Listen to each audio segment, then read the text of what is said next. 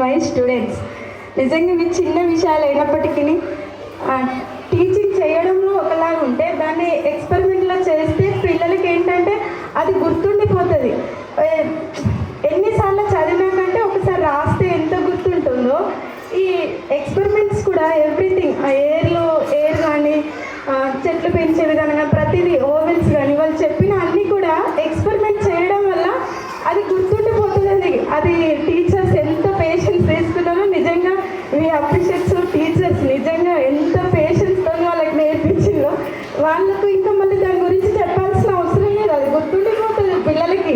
So experiment అనేది ప్రతిదీ పిల్లలకు చాలా హ్యాపీగా ఉందండి. ఇలాంటి చాలా ఎక్స్పెరిమెంట్ చేయండి, పిల్లల భవిష్యత్తు ఉన్నతంగా తీర్చిదిద్దుతారని చాలా అనుకుంటున్నాము.